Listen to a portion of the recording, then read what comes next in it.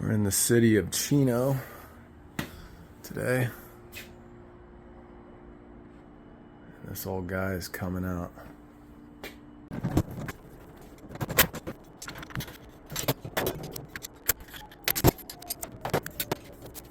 Look at that, dude. It wasn't even soldered. I was just chilling in there like that. I just pulled it right out. And how is this supposed to? This side was in there like that.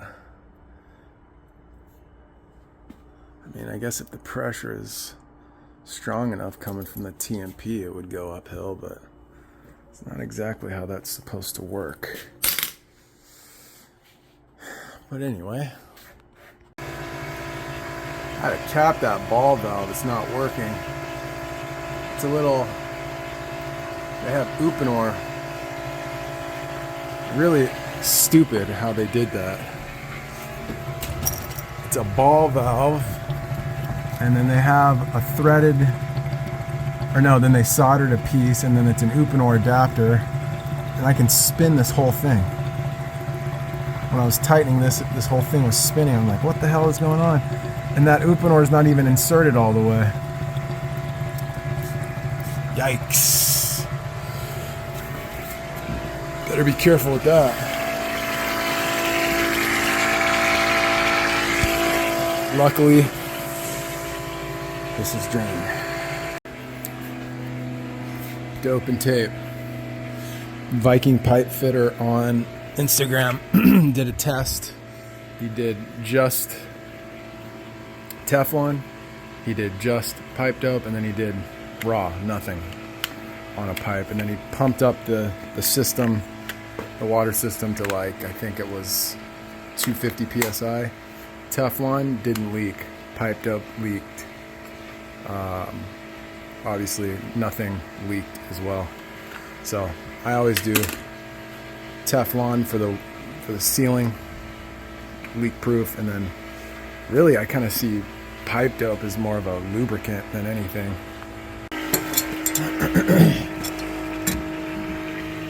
This thing is loose as a goose. We'll do a little live gas valve replacement here. Can't do it with one hand though. Let's see. Put the camera back here.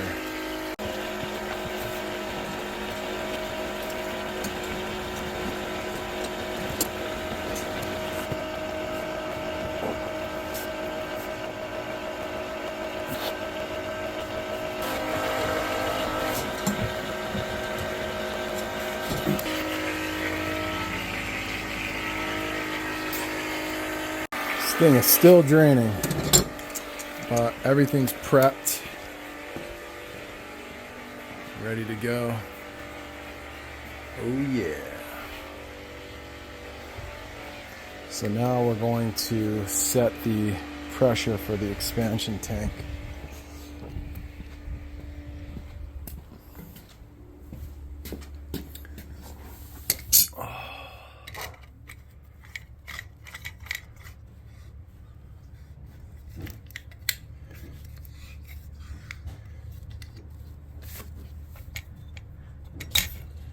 Dang, they need a PRV. It's 90, let's say 95 PSI.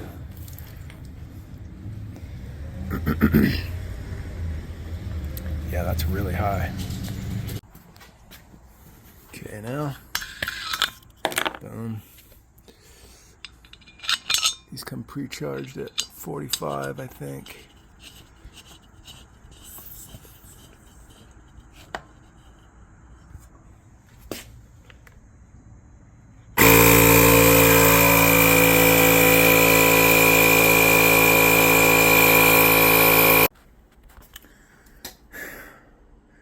I always ask myself, how am I going to get this up there? And I always end up lifting it. Tried the old belt trick. Couldn't get a grip. I just manhandled it. I see an issue.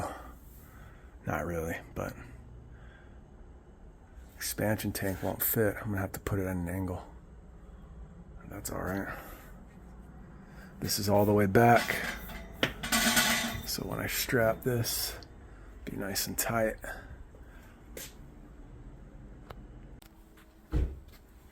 Should have done a low boy, a shorty, but I didn't come out here beforehand to inspect. They just said we need a 40 gal. So, but that is leaning in the direction of tightening, so it'll be fine. Now let's try to get this frickin' vent up there. It's gonna be fun. So we're just a little short here. So I'm gonna have to cut this, make this longer. I have some more B-vent in the truck. But I told him the TMP should be running outside. He said, don't worry about it.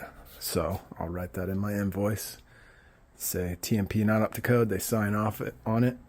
I said, this should all be B-vent. They said, we don't want to pay for that. And so put it in the invoice and they sign off on it. That's how it works. So can't force people to do what they don't want to do and what they don't want to pay for.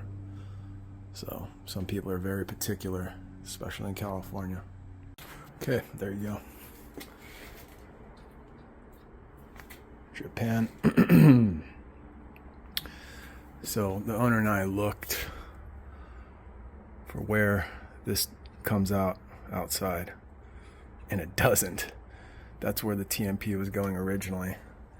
So I told him the right way to do it is to drill a hole out and stub it down 6 inches off the ground.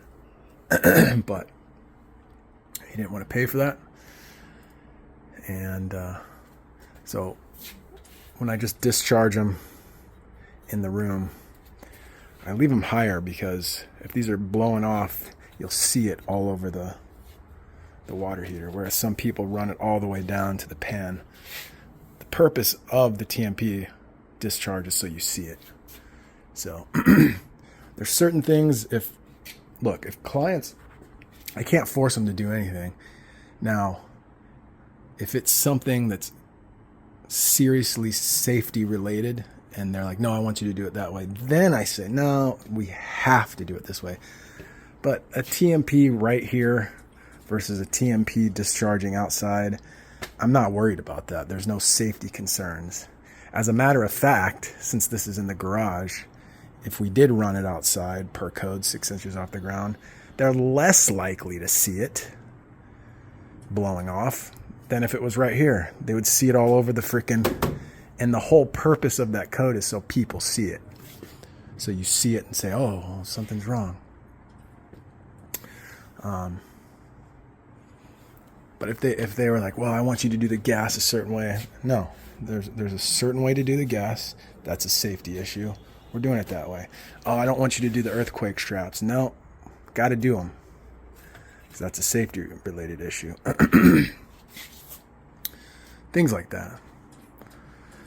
So, but like I said, you put it in the invoice and you say, owner didn't want to do TMP outside, 6 inches off the ground.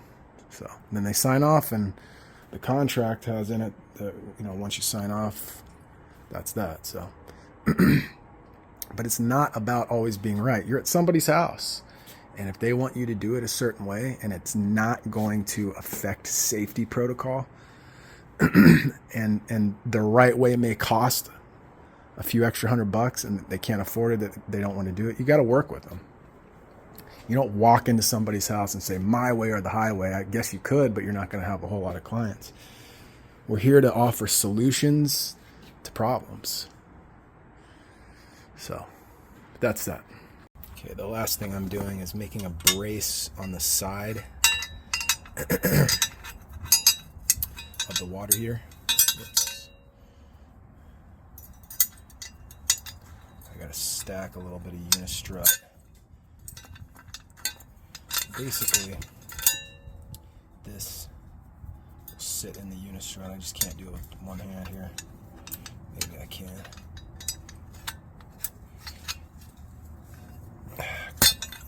do it. Then that allows you to put it on top of that. And these are threads in there. And you can stack them, thread them. Love Unistrut. Pretty cool. Solid.